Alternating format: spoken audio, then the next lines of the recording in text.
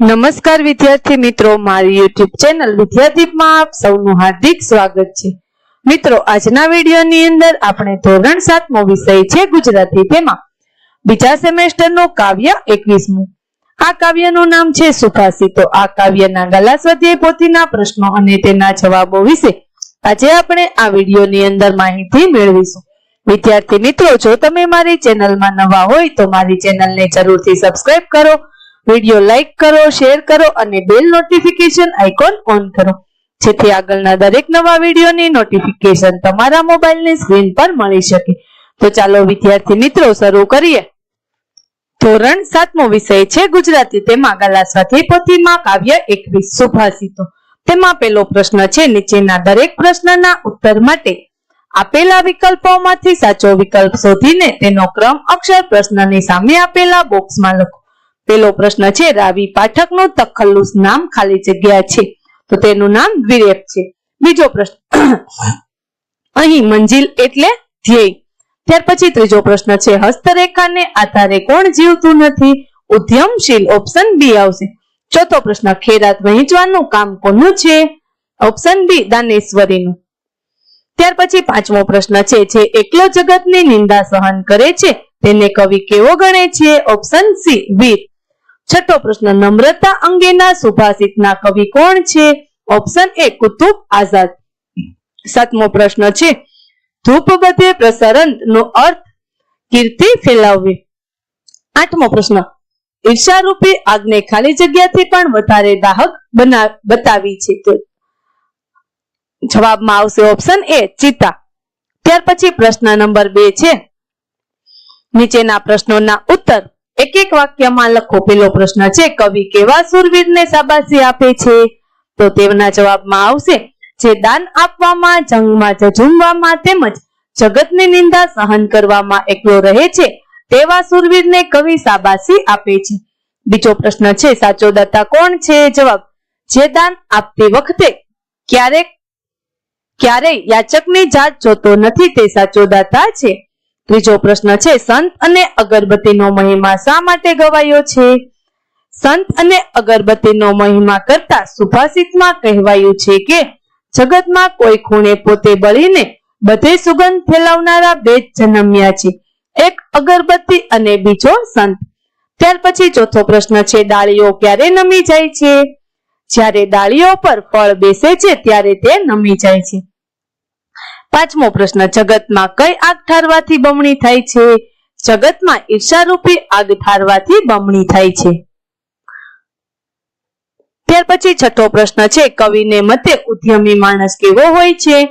કવિને મતે ઉદ્યમી માણસ ક્યારેક હાથની રેખાઓ જોતો નથી, એ તો સતત મહેનત કરતો રહે છે। ત્યાર પછી પ્રશ્ન નંબર 3 છે, નીચેના પ્રશ્નોના ઉત્તર લખો। પહેલો પ્રશ્ન છે, કવિ નમેલી ડાળીઓ દ્વારા શું સૂચવે છે? જવાબ, કવિ નમેલી ડાળીઓ દ્વારા જીવનમાં નમ્રતાનું મહત્વ દર્શાવે છે। વૃક્ષ પર ફળ આવે ત્યારે ડાળીઓ નીચી નમે છે, તેમ માણસે ધન, સત્તા કે કીર્તિ મળતા નમ્ર બનવું જોઈએ।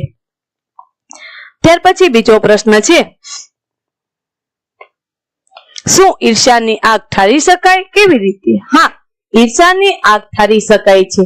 ઈર્ષાની આગને ઠારવાનું એક અમોઘ શસ્ત્ર છે પ્રેમ। મહાપુરુષો ઈર્ષાને માણસનો મોટો શત્રુ ગણે છે।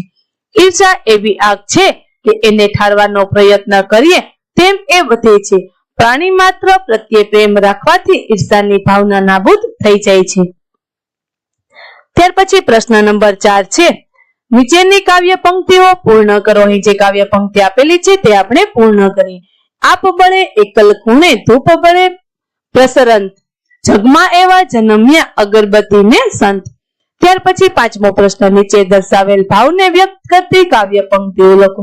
વિદ્યાર્થી મિત્રો, અહીં જે ભાવ વ્યક્ત કર્યો છે તેને લગતી કાવ્ય પંક્તિ છે કે જે ઠરે દુખડા ઠરે, ઠરી જાય ખટરાગ, પણ ઈર્ખાની આગ ઠારે ત્યમ બમણી બળે। ત્યાર પછી છઠ્ઠો પ્રશ્ન છે, કૌંસમાં આપેલા શબ્દોમાંથી યોગ્ય શબ્દ પસંદ કરીને નીચેની કાવ્ય પંક્તિઓની ખાલી જગ્યા પૂરો। તો પહેલી ખાલી જગ્યામાં આવશે સંગ, બીજી ખાલી જગ્યામાં દાતા અને ત્રીજી ખાલી જગ્યામાં આવશે દુખડા। ત્યાર પછી સાતમો પ્રશ્ન છે, નીચેના શબ્દોના બે સમાનાર્થી શબ્દો લખો। પેલો શબ્દ છે જંગ, તો તેનો સમાનાર્થી શબ્દ યુદ્ધ, લડાઈ. હસ્ત તો હાથ, કર. સંત તો સાધુ, સજ્જન. ડાળી તો શાખા, ડાળ. પાંચમો શબ્દ છે દુઃખ, તો પીડા, યાતના. છઠ્ઠો આગ, તો દેવતા, અગ્નિ. ત્યાર પછી આઠમો પ્રશ્ન, નીચેના શબ્દોના વિરુદ્ધાર્થી શબ્દો લખો. પેલો શબ્દ છે વીર, તો તેનો વિરોધી શબ્દ કાયર. ઉદ્યમી તો નિરુદ્યમી. નિંદા તો સ્તુતિ. ઈર્ષ્યા તો પ્રેમ. દુઃખ તો સુખ અને નીચું તો ઊંચું.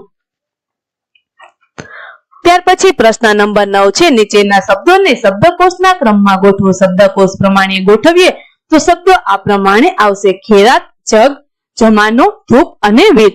ત્યાર પછી પ્રવૃત્તિઓ છે, તેમાં પૂરક પ્રવૃત્તિ. તેમાં પેલો પ્રશ્ન છે સૂચવ્યા મુજબ કરો. તેમાં પેલું છે કે તમારા ઘરમાં કે મહોલ્લામાં બોલાતા લોકબોલીના 10 શબ્દો લખો. તો અહીં મેં શબ્દો લખ્યા છે: ભોણી, કોણ, દિયોર, ભોણી, પેટી, પસી, બાયણું, છેતર, કે અને પેર. બીજો પ્રશ્ન, આ શબ્દો માટેના માન્ય શબ્દો તમારા શિક્ષક પાસેથી જાણીને લખો. વિદ્યાર્થી મિત્રો, અહીં આપણા ઘરમાં કે મહોલ્લામાં શબ્દો બોલાવતા હોય તે શબ્દો મેં અહીં લખ્યા છે. તે શબ્દના માન્ય શબ્દ અહીં લખવાના છે. ભૂણી તો પાણી, કુણ તો કોણ, દિયોર તો દિયર. તેવી જ રીતે વીટી, પાણી, પછી, બારણું, ખેતર, કહે અને પહે. ત્યાર પછી ત્રીજો પ્રશ્ન, આ શબ્દોને શબ્દકોશના ક્રમમાં ગોઠવો. આ શબ્દો છે તેને શબ્દકોશ પ્રમાણે ગોઠવીએ તો આ પ્રમાણે આવશે: કહેવું, કોણ, ખેતર, દિયર, પછી, પહેરવું, બારણું, પાણી અને વીટી. ત્યાર પછી ચોથો પ્રશ્ન છે આ શબ્દોનો વાક્યમાં પ્રયોગ કરો. વિદ્યાર્થી મિત્રો, અહીં જે શબ્દો છે તે શબ્દને આપણે વાક્ય બનાવવાના છે. પહેલો શબ્દ છે ભોણી. વાક્ય: ભોણી આઈસ. બીજો શબ્દ કોણ. અહીંથી કોણ જયું. ત્રીજો શબ્દ છે દિયોર. વાક્ય: હું સ્તાર્ય દિયોર. ચોથો શબ્દ છે વેટી. વાક્ય: બુન વેટી પેર. પાંચમો શબ્દ છે પોણી. ભા, પોણી, પા. વાક્ય: છઠ્ઠો શબ્દ છે પસી. વાક્ય બનાવ્યું છે: હું પસી આઈ. સાતમો શબ્દ છે બાયણું. વાક્ય: રોમલા બાયણું વાક.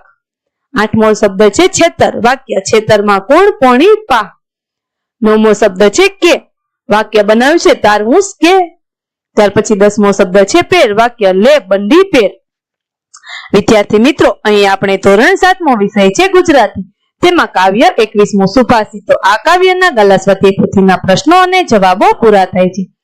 આગળના પાઠના ગાલા સ્વાધ્યાય પોથીના પ્રશ્નો અને જવાબો મેળવવા માટે મારી ચેનલને જરૂરથી સબસ્ક્રાઇબ કરો. વિદ્યાર્થી મિત્રો, ફરી મળીશું પુનરાવર્તન ચોથાની અંદર. ત્યાં સુધી આવજો.